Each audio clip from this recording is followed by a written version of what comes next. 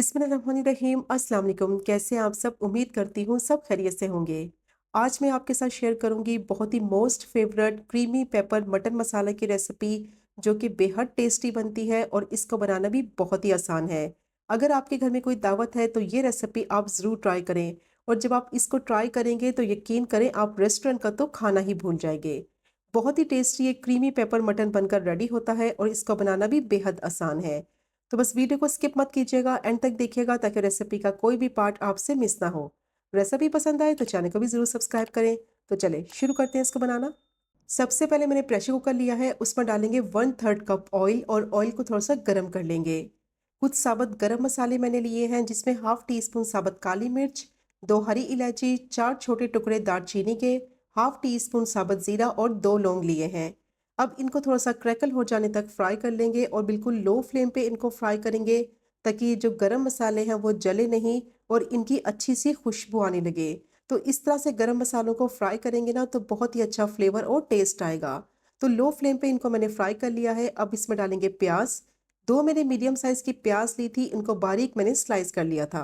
अब प्याज को अच्छी तरह से फ्राई करेंगे, इतना कि इसका थोड़ा सा कलर चेंज हो जाए और प्याज सॉफ्ट हो जाए।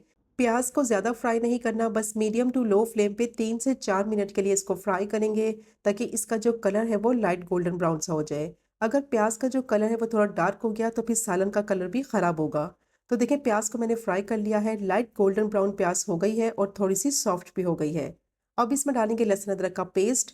तो 2 टेबल स्पून भर के मैंने इसमें लहसुन अदरक का पेस्ट डाला है और इसको भी फ्राई करेंगे 1 से 2 मिनट के लिए, ताकि अच्छी सी इसमें से खुशबू आने लगे और जो लहसुन अदरक का कच्चापन है वो भी खत्म हो जाए। लहसुन अदरक को अच्छी तरह से फ्राई करना बहुत ज़रूरी है, अगर इसको फ्राई नहीं करेंगे तो एक स्मेल सी रह जाती है मसाले में। तो बस इसको मैंने फ्राई कर लिया है 1 से 2 मिनट के लिए। अब इसमें डालेंगे मटन। आधा किलो मैंने मटन लिया है, इसको मैंने अच्छी तरह से धो लिया था और छलनी में रखा था आधे घंटे के लिए, ताकि इसका जितना भी एक्स्ट्रा पानी है वो सारा निकल जाए। और मटन की अब अच्छी तरह से भुनाई करेंगे। कम से कम 4 से 5 मिनट के लिए मीडियम टू हाई फ्लेम पे मटन को अच्छी तरह से भूनेंगे, ताकि इसका जितना भी पानी निकलेगा वो खुश्क हो जाए, मटन का कलर चेंज हो जाए और अच्छी तरह से मटन फ्राई हो जाए। और मटन के जो पीसीज आपने लेने हैं उसमें बोनलेस पीसीज भी होने चाहिए और हड्डी वाले भी हों, तो इससे फ्लेवर और टेस्ट बहुत ही अच्छा आएगा। अब मटन को मैंने अच्छी तरह से फ्राई कर लिया है, कम से कम 4 से 5 मिनट के लिए, और मीडियम टू हाई फ्लेम पे इसको फ्राई किया है। बहुत अच्छी तरह से ये फ्राई हो गया है और बहुत ही अच्छी इस वक्त खुशबू आ रही है। और इसकी ये निशानी है कि इसका ऑयल बिल्कुल अलग हो जाएगा, तो इसका मतलब है मटन अच्छी तरह से फ्राई हो गया है। अब इसमें डालेंगे 1 टीस्पून नमक और हाफ टी स्पून हल्दी, और ये दोनों चीज़ों के साथ दोबारा से 1 से 2 मिनट के लिए मटन को फ्राई कर लेंगे। और इस पॉइंट पे आपने ये हल्दी और नमक ज़रूर ऐड करना है, इससे फ्लेवर और टेस्ट जो है वो मटन की बोटियों में अंदर तक अच्छी तरह से एब्जॉर्ब हो जाएगा और बहुत ही अच्छा टेस्ट और फ्लेवर आएगा।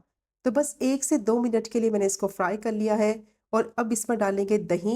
1 कप मैंने दही लिया है, अच्छी तरह से मैंने इसको बीट कर लिया था, और कोशिश करें कि जो दही इस्तेमाल करें वो ज़्यादा खट्टी ना हो। अब दही डालेंगे मटन के अंदर और इसको अच्छी तरह से मिक्स करेंगे, और दही के साथ मटन को भून लेंगे कम से कम 5 से 6 मिनट के लिए। और दही डालने से पहले फ्लेम को बिल्कुल लो कर दें, क्योंकि जैसे ही दही को डालने लगते हैं तो इसकी फ़ौरन से फुटकियाँ बनने लगती हैं। तो दही डालने से पहले फ्लेम को मैंने लो कर दिया था। अब जैसे ही दही को मैंने मिक्स कर लिया है, फ्लेम को हाई करेंगे और हाई फ्लेम पे कम से कम 5 से 6 मिनट तक मटन को भून लेंगे। तो दही के साथ मटन को भूनना बहुत ज़रूरी है, ताकि दही का जो कच्चापन है वो ख़त्म हो जाए और दही के मसाले में एक अच्छा सा फ्लेवर भी आ जाए। तो कम से कम 5 से 6 मिनट तक मटन को मैंने दही के साथ भून लिया है। आधा दही का पानी खुश्क हो गया है और आधा दही का पानी अभी मटन में बाकी है। अभी मटन को गलाना है तो उसके लिए मैं इसमें और पानी डालूंगी। तो मैंने इसमें 1 गिलास पानी डाला है मटन के हिसाब से। तो जो आप गोश्त इस्तेमाल करें उस हिसाब से आप इसमें पानी ऐड कर दें। अच्छी तरह से इसको मिक्स करेंगे और मिक्स करने के बाद अब इसको कवर करेंगे, और जैसे ही विसल बोलेगी तो 15 मिनट तक इसको विसल बोलने के बाद पकाएंगे, ताकि गोश्त जो है वो अच्छी तरह से सॉफ्ट और टेंडर हो जाए। प्रेशर कुकर में इसको बना रहे हैं तो इसलिए इसको गलने में ज़्यादा टाइम नहीं लगेगा। तो 15 मिनट में गोश्त जो है वो आसानी से पककर गल जाएगा। तो 15 मिनट हो गए थे विसल को बोलते हुए, स्टीम मैंने सारी इसकी निकाल ली है। अब गोश्त को चेक कर लेते हैं।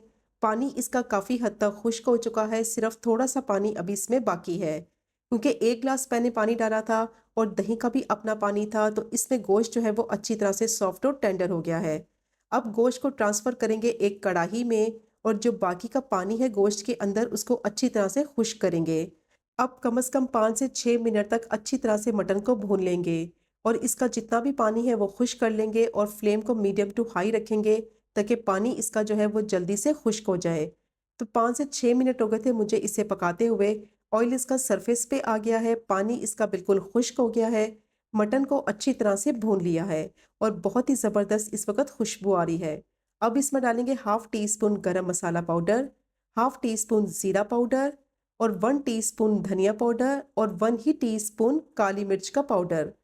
अच्छी तरह से इसको मिक्स करेंगे और कम से कम 2 से 3 मिनट के लिए मटन को भून लेंगे स्पाइसेस डालने के बाद, ताकि जो स्पाइसेस का फ्लेवर है वो मसाले में आ जाए। और जो इसमें काली मिर्च का इस्तेमाल करेंगे वो बिल्कुल फ्रेश पिसी हुई होनी चाहिए, इससे टेस्ट और फ्लेवर जो है वो बहुत ही अच्छा आएगा। तो बस इसमें बहुत ही कम मसालों का इस्तेमाल किया जाता है, लेकिन यकीन करें ये बहुत ही टेस्टी बनता है। तो 2 से 3 मिनट के लिए मटन को मैंने स्पाइसेस डालने के बाद अच्छी तरह से भून लिया है। अब इसमें डालेंगे 1 टेबलस्पून कुटा हुआ लहसुन और 1 ही टेबलस्पून कुटा हुआ अदरक।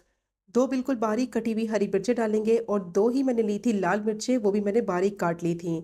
अब अच्छी तरह से इसकी भुनाई करेंगे कम से कम 1 से 2 मिनट के लिए।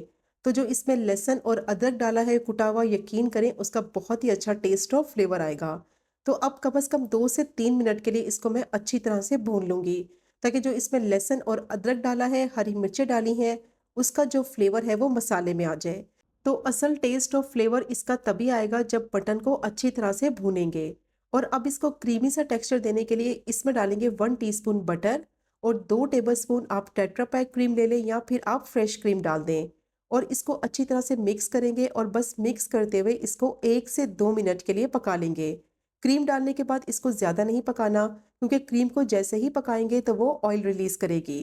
तो बस मिक्स करते हुए इसको मैंने 1 मिनट के लिए पका लिया है और ऑयल इसका बिल्कुल अलग हो चुका है। क्रीम जो है वो मसाले में अच्छी तरह से मिक्स हो गई है। 2 से 3 टेबलस्पून बिल्कुल बारीक चॉप किया हुआ हरा धनिया डालेंगे। तो बहुत ही टेस्टी क्रीमी पेपर मटन मसाला जो है वो रेडी हो गया है। और जब आप इस डिश को ऑर्डर करते हैं रेस्टोरेंट में तो काफ़ी एक्सपेंसिव होती है। तो बहुत ही कम बजट में कम चीज़ों के साथ बहुत ही ज़्यादा क्वांटिटी में इजीली आप इसको घर पर बना सकते हैं। और ये चेक करें आप इसकी फाइनल लुक, कितनी बेहतरीन मज़ेदार ये क्रीमी पेपर मटन मसाला बनकर रेडी हुआ है।